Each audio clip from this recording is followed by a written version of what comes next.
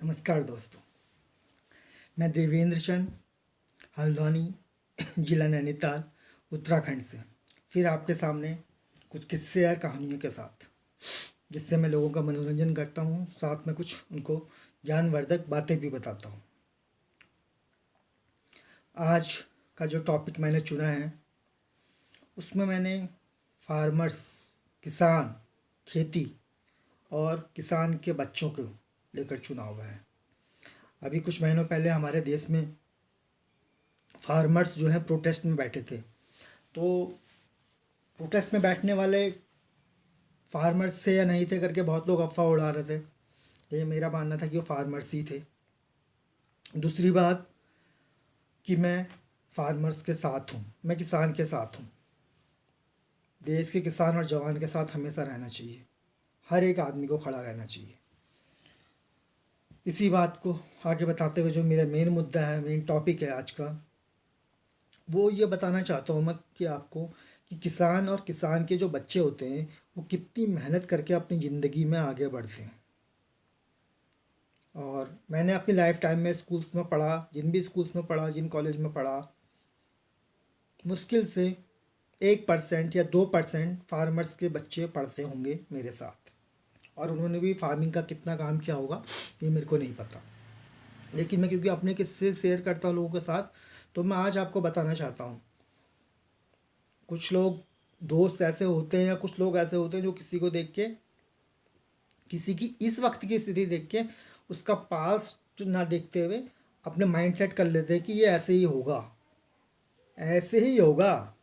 भैया ज़िंदगी में लोगों के साथ क्या क्या घटा होता है, और हर किसी के साथ घटा होता है लाइफ में, वो नहीं है। लेकिन किसी को फर्स्ट स्टैंड मतलब जो बोलते हैं ना, पहली बार में देख के माइंड में सेट कर लेना कि ऐसे होगा, ऐसा कभी नहीं करना चाहिए। ठीक है। तो मैं भी अपनी बातें बताना चाहता हूँ कि आज मैं जिस भी मुकाम में पहुँचा हूँ या जितनी भी मैंने पढ़ाई की है उसमें संघर्ष कितना था, यह आपके साथ में शेयर करना चाहता हूँ। एक किसान के बेटे होने के नाते,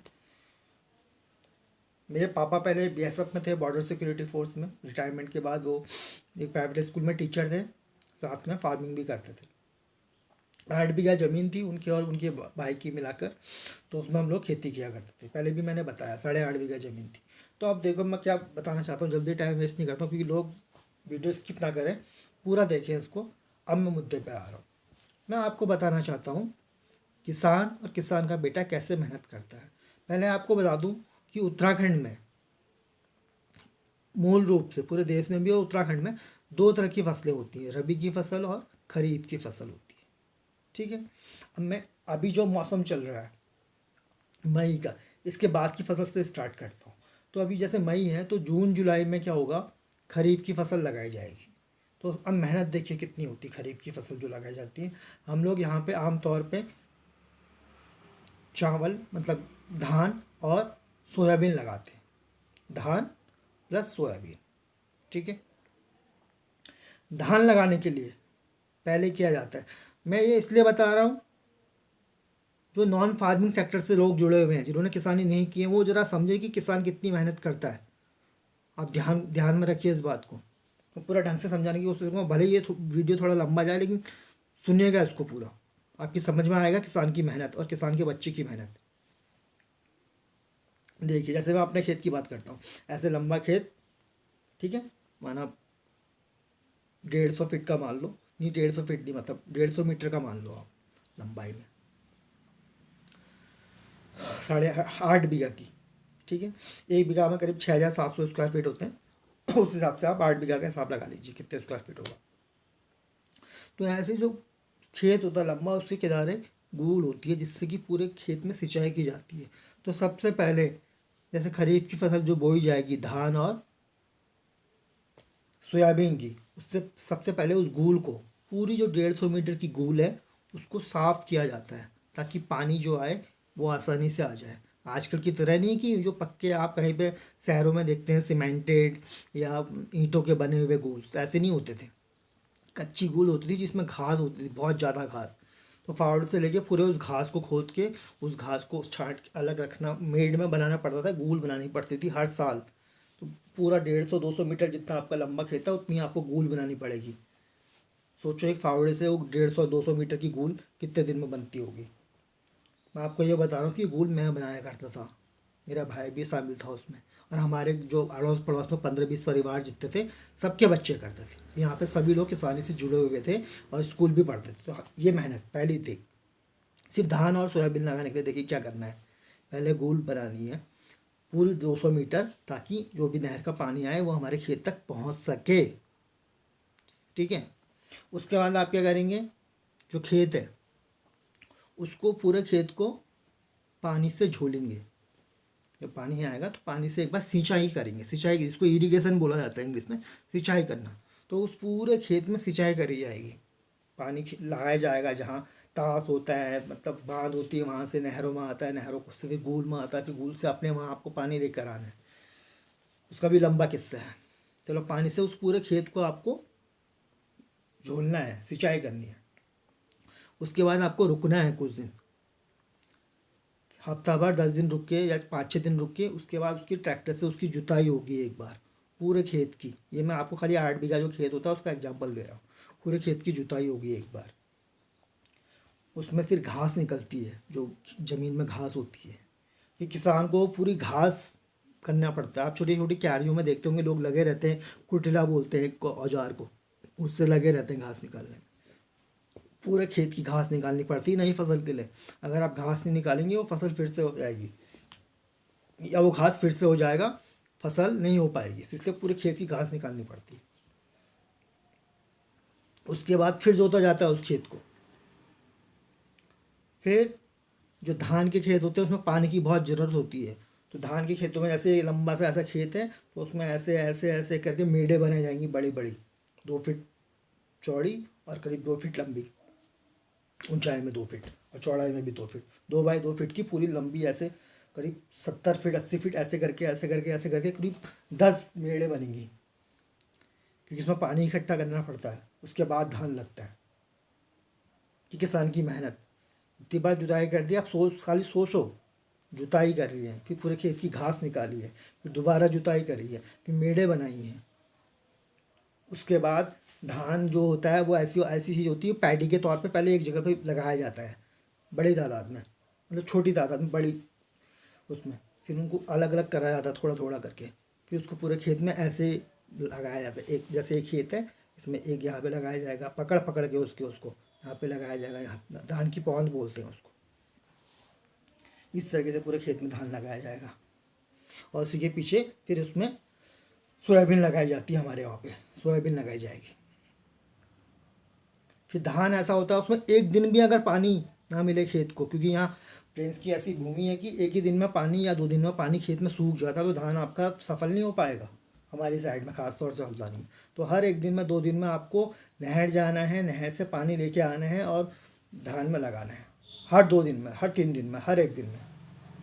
सोयाबीन में पानी की थोड़ी कम ज़रूरत होती है, तो सोचिए किसान को हर दूसरे दिन तीसरे दिन नहर जाना है या ताज जाना है जहाँ से पानी आता है। वहाँ ये नहीं कि एक आदमी होगा, वहाँ 40 आदमी पहुँचे होंगे कि 40 किसान होंगे, हर एक को पानी चाहिए। भैंस करके जैसे तैसे करके अपने खेत के लिए पानी लाते हैं, खेत में पानी लगाते हैं।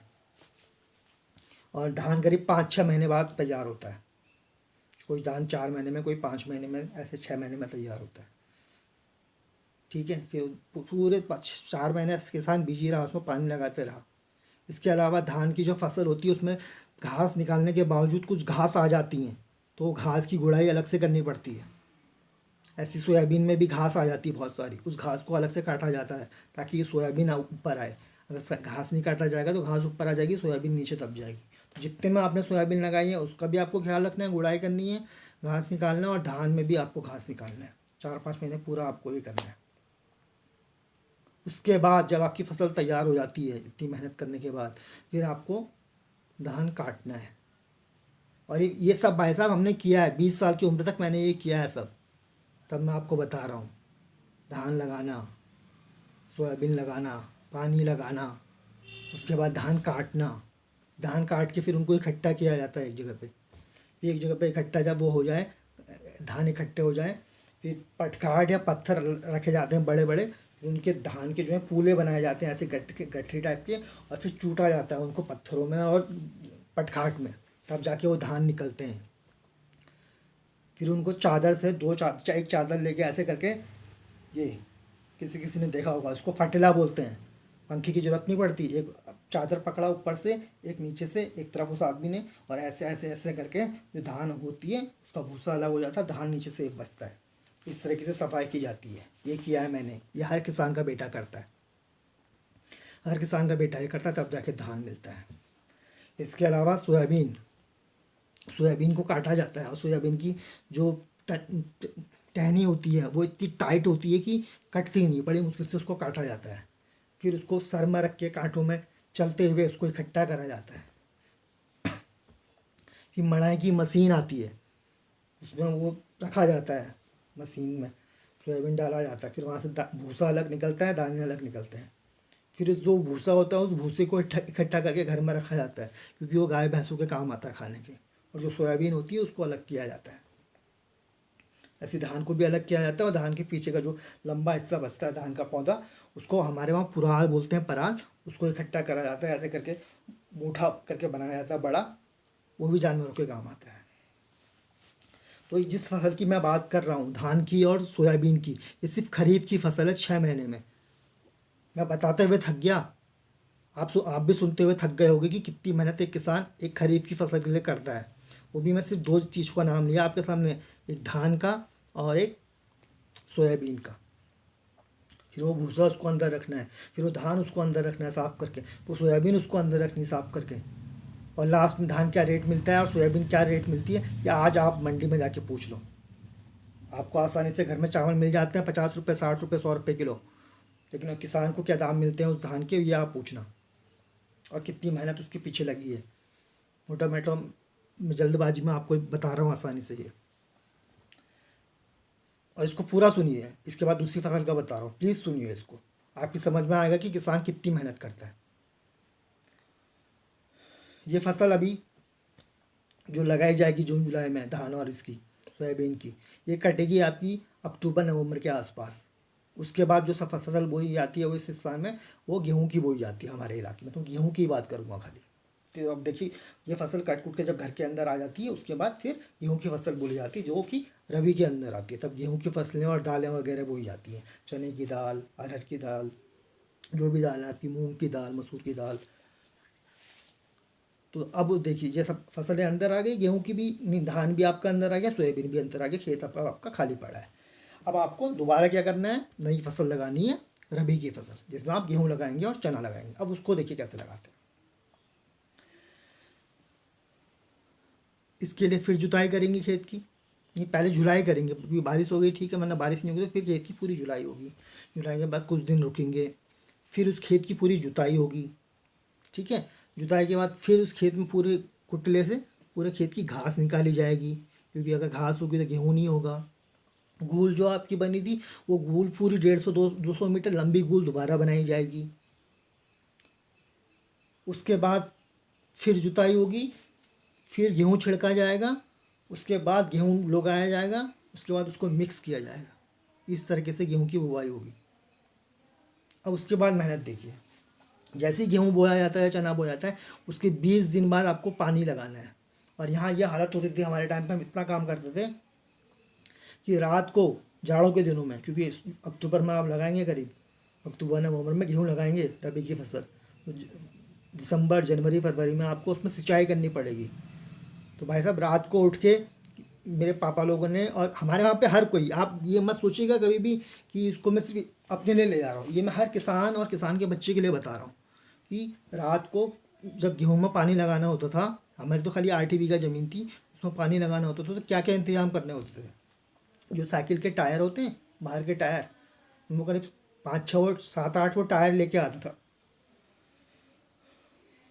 और रात को 1 बजे आपकी, क्योंकि जैसे 15 परिवार मेरे गांव में रहते हैं, तो सबका बारिश से 2-2 घंटा पानी सबको मिलता था। तो सपोज हमारा रात को नंबर आता था 2 बजे, 1 बजे, तो जैसे आप सोए हो 9 बजे, 1 बजे एक बच्चे सोचो कैसे उठता होगा रात को 1-2 बजे। उसके बाद खेत में पानी लगाना है, ठंडों के दिन है, ऐसे काँपते थे हाथ पाँव, घुटने तक का पूरा ऊपर करोगे तब मिट्टी में चल पाओगे। फावड़ा हाथ में रहता था और एक हाथ में रहता था जो ट्यूब में लाया था जला हुआ, क्योंकि अंधेरा है दिखेगा तो कुछ नहीं, उससे देखेंगे पूरा पानी लगाएंगे खेत पूरे पानी में। और सोयाबीन की फसल के बाद झोलना खेत को इतना मुश्किल होता था, पैरों में चुभते थे सोयाबीन के कांटे ऐसे। वो फसल की बोने से पहले वाली जुलाई की बात कर रहा हूँ उसमें कट। उसके बाद जब गेहूँ लगा देंगे तो गेहूँ के लिए भी मेढे बनाई जाती है ताकि पानी इकट्ठा ना हो एक ही जगह पर, सब जगह झूले करके पूरे खेत में 15-20 मेढे बनाई जाती थी। वो मेढे थोड़ी छोटी होती थी, लेकिन रात को ठंड का जगना मुझे अभी तक याद है, और ठंड में जग के पानी लगाना। जैसे सियाचिन में किसान जवान मेहनत करता है बर्फीले स्थान में, किसान भी रात रात भर जग कर खेत में जब पानी लगाता है जाड़ों के दिनों में, तो हाथ पाँव पूरे ऐसे काँप रहे होते हैं, लेकिन मेहनत से वो काम करता है कि वो फसल होगी तभी वो देश का पेट भरेगा। हमारा भी जितना होता था परिवार के लिए हम रखते थे, बाकी हम सब बेच से ही थे, और वो देश के किसी न किसी घर में वो अन्न के रूप में जाता होगा। इसलिए किसानों का साथ दीजिए। रात भर मेहनत, फिर 6 महीने बाद फिर गेहूँ जब हो गया, उसके बीच में आपको देखो गेहूँ में भी घास होती है, तो गेहूँ की पूरे खेत में आपको फिर वो कुटेला से पूरी गुड़ाई करनी है। हर 20-20 दिन बाद पानी लगाना है, भले ही वो रात को आए आपका पानी, दिन को आए पानी लगाना है। उसके बाद गेहूँ में बहुत सारी बीमारियाँ हो जाती हैं, तो उसके लिए आपको पूरे गेहूँ में पेस्टिसाइड्स वगैरह डालने हैं, उसकी अलग मशीन आती है, वो डालते डालते हालत ख़राब हो जाती है। क्या बताएं आपको, पेस्टिसाइड्स पूरे खेत में डालना पड़ता है, इतनी हालत ख़राब होती है, वो केमिकल्स बदबू लगाती है उससे। फिर जब गेहूँ हो जाएंगे आपके, खुद हम भगवान की तरह से अच्छे खासे गेहूँ हो गए, तो जब गेहूँ लग जाता है, तोते वाली कहानी मैंने बताई थी, पहले तोते आते थे, तोते उड़ाओ नो, आधी फसल तो वही खा जाएंगे, पूरा झुंड आता था 100, 150, 200 तोतों का, उससे बचाव करो। फिर गेहूँ काटो, गेहूँ काट के फिर इकट्ठा करो, इकट्ठा करने के बाद फिर मशीन आएगी, फिर मशीन में गेहूँ डालो, भूसा अलग होगा, गेहूँ अलग होंगे। वो जो गेहूँ हुआ है उसको फिर वही चादर लिया, पलटा मारना बोलते हैं, पलटा मारा, साफ़ किया, वो गेहूँ अंदर पहुँचाया, भूसा अलग रखा, उठा उठा के सर में जानवरों के लिए। इस बीच एक बात बताना भूल गया, सबसे अहम बात, हमारे घर में 3-4 गाय भैंसें भी थी, और हर किसान के घर में होती हैं। उसका गोबर, ऐसा टोकरी होती थी इतनी बड़ी बड़ी, उस टोकरी में फावड़े से पहले गोबर डालते थे, फिर सर में उठाते थे, फिर पूरा 150 मीटर लास्ट खेत तक जाते थे, गोबर फेंक के वापस आ सकते। हर फसल में के बाद ये भी करना पड़ता था, क्योंकि खाद बहुत ज़रूरी है। तो ये किसान की मेहनत और किसान के बच्चे की मेहनत है कि ये सब करते हुए आपको पढ़ाई भी करना है। तो ये बड़ा टफ हो जाता था मेरे लिए एग्ज़ाम्स टाइम में, एग्ज़ाम्स टाइम में बहुत टफ हो जाता था, खेत में काम भी करना है और आपको एग्ज़ाम भी देना है। कभी कभी बीएससी में ऐसा होता था कि मेरे फिजिक्स और केमिस्ट्री के पेपर होते थे, और उससे ठीक एक दिन पहले मेरे खेत में मड़ाई होती थी, मतलब गेहूँ इकट्ठा करना पड़ता था मुझे, फिर मशीन में लगना पड़ता था, गेहूँ डाल के भूसा इकट्ठा करना पड़ता था, उसके बाद मैं अगले दिन पेपर देने जाता था। तो किसान के बच्चे की ये मेहनत, और किसान की मेहनत याद रखिए और किसान का साथ दीजिए। इसमें बहुत सी बातें मैं मोटा मोटी बतानी भूल गया हूँ आपको, लेकिन मैं आपको बताना ये चाहता था मेन रूप से कि कितनी मेहनत किसान कर रहा है। मैं बताते हुए थक रहा हूँ, लेकिन मुझे पता है मैं बहुत सी बातें मिस कर गया हूँ, बहुत सी बातें मिस कर गया हूँ किसान की, लेकिन जितनी भी मैंने बताई है आप सोचिए कि कितनी मेहनत के बाद आप तक जो चावल आप खाते हैं। अगर आप दिन में, आज जिसको हम पहाड़ी में भात बोलते हैं, और रात को रोटी खा रहे होंगे, तो सोचना है किसान कितनी मेहनत करता है एक एक दाने के लिए, तब जाकर तब जाकर आपका पेट भरता है उस अनाज से। और बॉर्डर पे जो जवान शहीद हो रहा है, उसकी वजह से आप यहाँ सेफ ज़िंदगी जी रहे हैं। इसलिए किसान और जवान के हम हमेशा मोहताज रहेंगे मरते दम तक का। इसलिए हमेशा किसान और जवान का साथ दीजिए, कभी किसी नेता का साथ मत दीजिए। नेता आपके काम नहीं आएगा, किसान और जवान आपके काम आएगा। लेकिन ये डेमोक्रेसी में है, इसमें हम अपने पसंद के नेता चुनते हैं। तो मोटा मोटी मेरा आज का मेन मुद्दा ये था। उम्मीद करता हूँ कि आपने पूरा सुना होगा। इसमें खरीफ और रबी की फसलों के बारे में मैंने बताया। रबी की फसलों में गेहूँ की फसलें और चने की फसलें जो किस तरीके से होती हैं, ठीक है। इस वक्त उसकी कटाई हो चुकी है, अब इसके बाद खरीफ की फसलें बोई जाएंगी, जिसमें हम लोग धान और सोयाबीन लगाएंगे। फिर वो अक्टूबर नवंबर में कटेगी। लेकिन कितनी मेहनत है, कितनी बार जुताई करना है, कितनी बार पानी लगाना है, कितनी बार गूल बनानी है, कितनी बार मेढ़े बनानी है, कितनी बार घास निकालना है पूरे खेत का, दवाई डालनी है, पानी का इंतज़ाम करना है, पानी डालना है, फिर काटना है, फिर मड़ाई करनी है, भूसा अलग करना है, वो अलग करना है, तब जाके मिलता है धान और गेहूँ, और उसके बीच किसान के बेटे को पढ़ाई भी करनी है, स्कूल भी जाना है, ग्रेजुएशन भी करना है, पोस्ट ग्रेजुएशन भी करना है, सब कुछ करना है और करते हैं। मेरे वहाँ पर तो जितने लोग हैं, पहले 15-20 परिवार थे, आज की फिर 20-30 हुए, आज की डेट में तो 250-300 घर हो गए छोड़ा, अब तो किसान ही गई है, खेती किसी के पास बची नहीं यहाँ। लेकिन ये जो काम मैंने किए हैं करीब 20-21 साल की उम्र तक किए हैं, और 10 की उम्र से 20-21 साल तक का, मतलब BSc करने तक का। उसके बाद हमने जो खेत है वो अध्यय में मतलब और मजदूरों को दे दिया, वो लोग करते हैं भले ही। लेकिन इन सब बातों का जिक्र इसलिए करना चाहता था कि किसान की अहमियत को समझिए, वो बहुत मेहनत करता है तब जाके फसल होती है, और उसका साथ दीजिए और जवान की इज्जत कीजिए हमेशा।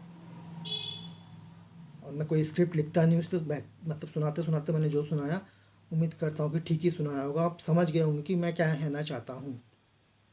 कि इतनी मेहनत करने के बाद किसान और किसान का बेटा जो भी होता है, तो उनको इज्जत दीजिए, किसान को इज्जत दीजिए, जवान को इज्जत दीजिए। जो लाल बहादुर शास्त्री जी ने नारा दिया था, जय जवान जय किसान, वो बहुत ही अच्छा नारा, उसको समझिए। आज की डेट में भी वही ज़रूरत है कहने की। जो लोग किसानों को दलाल पता नहीं क्या क्या कह रहे थे, मैं कहना भी नहीं चाहता, वो मत कहिए, उनका साथ दीजिए। इसी के साथ मैं आज का वीडियो का एपिसोड ख़त्म करता हूँ। नए कंटेंट्स के साथ फिर आऊँगा, अच्छे कंटेंट्स के साथ आऊँगा, या आप सुनिए, औरों को भी सुनाइए। इससे ज़रूर आपको, जिन लोगों सर्विस सेक्टर वालों को पता चलेगा किसान की मेहनत क्या होती है। मैं मेहनत बताना चाहता था, हो सकता है मैं इसमें थोड़ा बहुत नाकाम रहा हूँ या ढंग से नहीं बता पाया हूँ, लेकिन जितना भी मैंने बताया उसको ज़रूर गौर से सुनिए और अमल कीजिए, दिमाग में सोचिए, जहन में, कि किसान कितनी मेहनत करता है। इसी के साथ मैं आज का एपिसोड ख़त्म करता हूँ। उम्मीद करता हूँ कि ये आपको अच्छा लगा होगा। अच्छा लगा होगा तो प्लीज़ लाइक कीजिएगा, शेयर कीजिए अपने दोस्तों के साथ, कमेंट कीजिए अच्छे, सब्सक्राइब ज़रूर कीजिए नए लोग जो भी हैं मेरे चैनल को प्लीज़। मैं आगे बहुत अच्छे कंटेंट्स लेके आऊँगा। इसी के साथ विदा लेता हूँ। जय जवान जय किसान, जय भारत।